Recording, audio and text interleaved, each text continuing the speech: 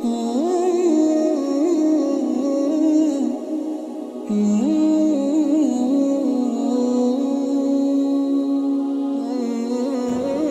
یہاں رہیں، چاہے کراچی رہیں، چاہے لاہور رہیں، چاہے دہلی رہیں، چاہے کہیں بھی رہیں، کامیابی چاہیے تو دین پر چلنا پڑے گا. ہاں، دین سیکھنا پڑے گا. اور دین سیکھنے کے لیے سب سے پہلے دل کا پیالہ خالی کرنا پڑے گا. اس بات کا احساس کرنا پڑے گا کہ مجھے کچھ نہیں آتا. سب سے پہلے اس بات کا احساس کرنا پڑے گا کہ مجھے کچھ نہیں آتا.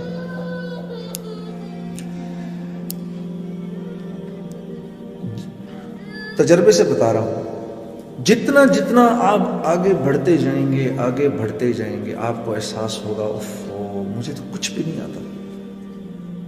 میں گانے کی لائن کی بات بتاتا ہوں. ایک دفعہ مجھے یاد ہے، مجھے گانے کی فیلڈ میں 10-11 سال ہو گئے، 12 سال ہو گئے.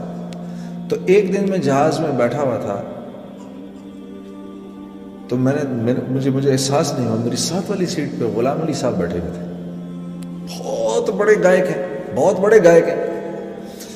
تو بڑی خوشی ان سے مل کے. میں نے کہا خان صاحب کوئی مشورہ تو دیجیے گانے کی لائن سے.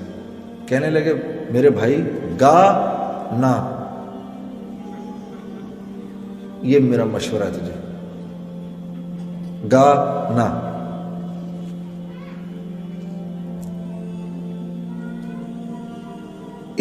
ان کی اسی سوچ نے تو ان کو اتنا بڑا بنا دیا.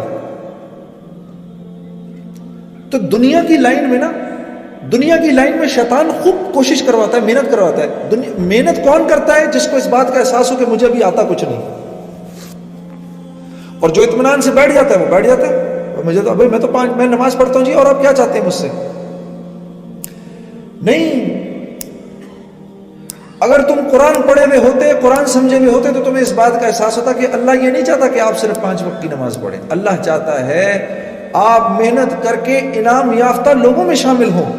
اللہ آپ سے کہہ رہا ہے صراط الذین انعمت علیہم، اے اللہ تو مجھے ان لوگوں کے راستے پہ لگا جو انعام یافتہ تھے. انعام یافتہ 4 لوگ تھے، انبیاء، صدیقین، شہداء اور صالحین. یہ 4 لوگ ہیں. اللہ فرما رہے ہیں مجھ سے ان کا راستہ مانگو، تاکہ کہیں سیٹسفائی ہو کے نہ بیٹھ جاؤ کہ میں تو نماز پڑھ رہا ہوں، مسجد کے لیے میں دے رہا ہوں پیسے. آپ یقین کریے سب سے زیادہ یہ مسجد بنانا، بن جانا بہت بڑی بات ہے، اور اس کے لیے محنت کرنا بہت بڑی بات ہے. لیکن سب سے زیادہ جو شیطان مطمئن کرتا ہے نا، ان لوگوں کو کرتا ہے جو مسجد کے لیے چندہ اکٹھا کر رہے ہوتے ہیں. میں آپ کو تجربے سے بتا رہا ہوں. ہاں، میں تو بہت بڑا کام کر رہا ہوں. نہیں، سیٹسفائی نہیں ہو سکتے آپ.